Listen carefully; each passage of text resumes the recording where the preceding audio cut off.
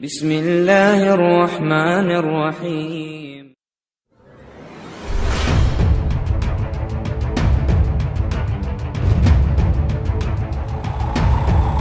अस्सलामुअलैकुम दोस्तों, मेरा नाम आसिफ खान और आप देख रहे हैं इंडियन मुस्लिम। जो लोग मुसलमानों से पूछते हैं कि मुसलमानों ने इस देश के लिए क्या किया था, तो सुनो, आज की ये वीडियो उन लोगों के लिए मुंहतोड़ जवाब होगी। 1857 की क्रांति, ये वो क्रांति थी जिसने अंग्रेजों के पैर उखाड़ फेंके थे। ये क्रांति हिंदुस्तान की पहली जंग आजादी थी। 1857 की क्रांति वो पहली और आखिरी क्रांति थी जिसमें हिंदू और मुसलमानों ने मिलकर भारत देश के लिए कुर्बानियां दी थी। आज की इस वीडियो में मैं आपको बताऊंगा कि 1857 की क्रांति में मुसलमानों का क्या योगदान था, कितने मुसलमानों ने इस क्रांति में अपनी जान की कुर्बानियां दी और वो क्या वजहें थीं जिनकी वजह से ये क्रांति शुरू हुई और फिर नाकामयाब हो गई। दोस्तों, वैसे तो 1767 में टीपू सुल्तान और उनके पिता हैदर अली ने अंग्रेजों से जंग करके पहले ही ये पैगाम दे दिया था कि मुसलमान अंग्रेजों को इस देश में बिल्कुल बर्दाश्त नहीं करेंगे। मगर असल जंग आजादी शुरू होती है 10 मई 1857 को, जब मेरठ की अंग्रेजी फौज में शामिल भारतीय सिपाहियों ने अंग्रेजों के खिलाफ विद्रोह छेड़ दिया था। आखिर क्यों किया था इन सिपाहियों ने ये विद्रोह, इसके लिए हमें थोड़ा इतिहास में पीछे जाना पड़ेगा।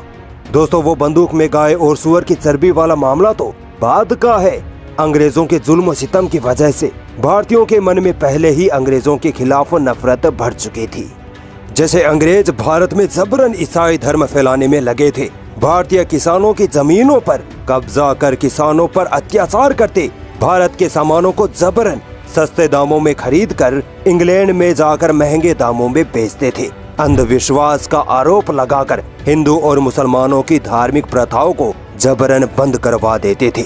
इसके बाद आता है गाय और सुअर की चर्बी वाला मामला। ये मामला कुछ यूँ था कि अंग्रेजी सेना में एक नई राइफल इनफील्ड आई थी जिसके कारतूस को मुंह से खोलना होता था और इन कारतूसों पर लगी थी गाय और सुअर की चर्बी। गाय हिंदुओं के लिए पवित्र तो सुअर मुसलमानों के लिए हराम। इसी मसले पर एक सिपाही मंगल पांडे का दिमाग खराब हो जाता है और वो अंग्रेजी अधिकारियों की हत्या कर डालता है। ये वाकया था जनवरी 1857 का। मंगल पांडे को अंग्रेज पकड़ लेते हैं और मौत की सजा देकर शहीद कर देते हैं। यही गाय और सुअर की चर्बी वाली बंदूकें मेरठ के सिपाहियों को भी दी जाती है। बस फिर क्या था, मेरठ के 80-90 भारतीय सिपाहियों ने ऐसी बगावत की कि अंग्रेजों की सांसें फूल गई। ये बगावत 10 मई 1857 को शुरू हुई और फिर पूरे देश में आग की तरह फैल गई। अंग्रेजों के जुल्मों सितम से भारतीय लोग पहले ही परेशान थे और अब अंग्रेजों को उखाड़ फेंकने का मौका था। मगर एक दिक्कत थी, वो ये कि इस क्रांति को लीड कौन करेगा।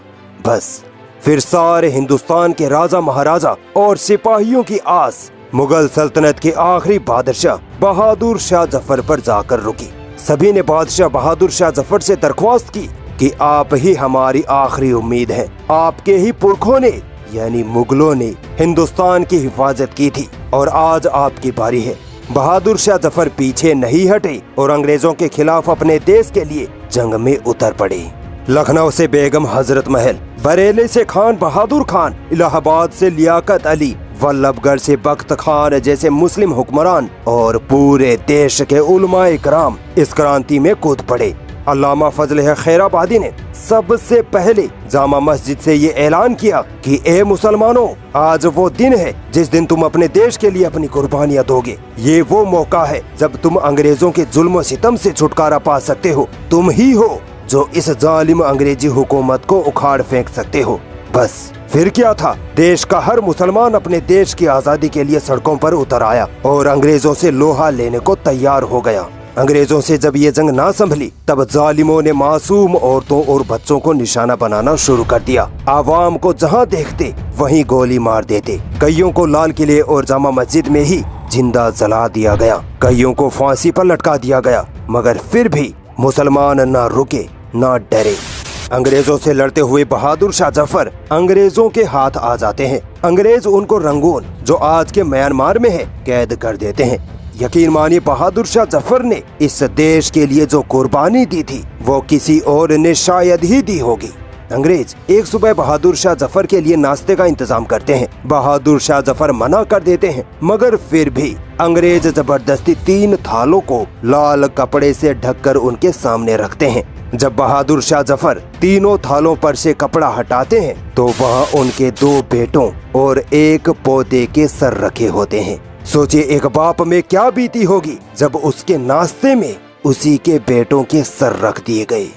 ये थे वो मुगल जिन्होंने अपने देश के लिए अपने बेटों तक को कुर्बान कर दिया था, और तुमसे 52 सालों तक देश का तिरंगा तक नहीं फहराया गया। बात करते हो देशभक्ति की। बहादुर शाह जफर के शहीद हो जाने के बाद मुगल सल्तनत हमेशा के लिए खत्म हो गई। फजल हक खैराबादी को भी पकड़ लिया गया और काला पानी की सजा सुना दी गई, जिससे वो वहीं शहीद हो गए। अंग्रेजों को सबसे ज्यादा मुसलमानों ने नुकसान पहुंचाया था, इसीलिए अंग्रेजों ने मुसलमानों को टारगेट किया और जहां भी मुसलमान दिखते उनको गोली मार दी जाती। अंग्रेजों ने ये इल्जाम लगाया कि ये क्रांति मुस्लिम उलेमाओं और मौलवियों की वजह से छिड़ी है। इसी वजह से अंग्रेजों ने मुस्लिम उलेमाओं पर जो जुल्म सितम ढाए थे वो सुनकर आपके आंसू नहीं रुकेंगे।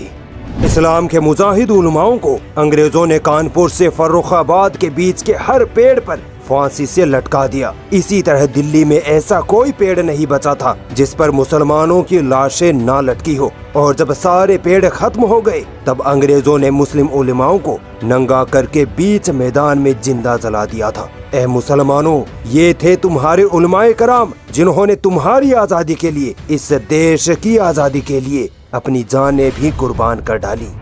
हिंदुस्तान टाइम्स की रिपोर्ट के मुताबिक 1857 की क्रांति में 5 लाख मुसलमानों ने अपनी जानों की कुर्बानी दी थी।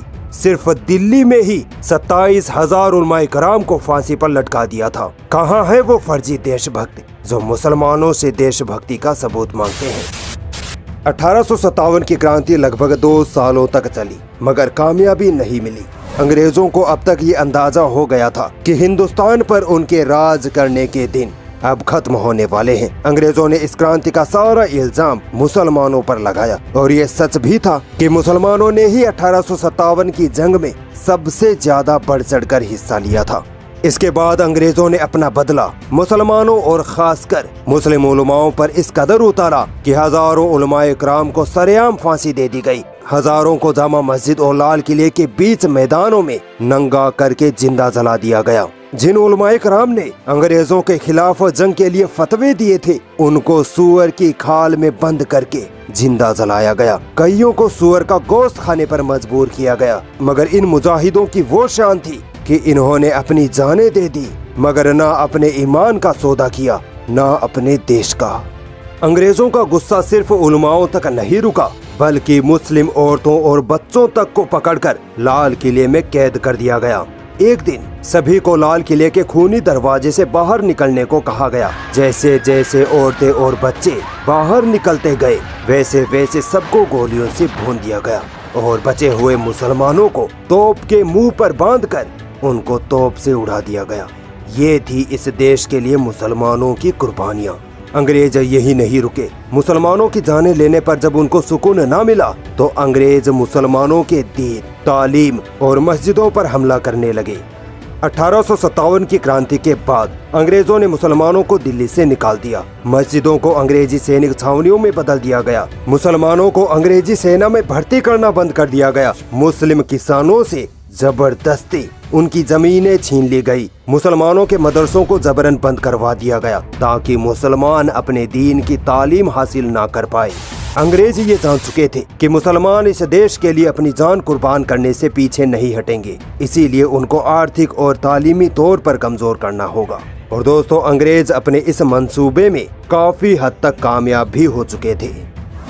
दोस्तों, 1857 की क्रांति के असफल होने के कुछ कारण ये थे कि कई राजा महाराजाओं ने इस क्रांति में अंग्रेजों का साथ दिया था, जिनमें पंजाब के सिख और राजस्थान के अधिकतर राजपूत राजा शामिल थे। दूसरा कारण ये था कि भारतीय आवाम के पास हथियारों की कमी थी, और सबसे बड़ा कारण तो ये था कि इस क्रांति की शुरुआत होने की तारीख 31 मई रखी गई थी। मगर ये क्रांति तय वक्त से पहले 10 मई को ही छिड़ गई थी। इसी वजह से सही ढंग से लोग एकजुट होकर अंग्रेजों से नहीं लड़ पाए थे। पढ़ लो मुसलमानों, तुम्हारा इतिहास दम तोड़ रहा है।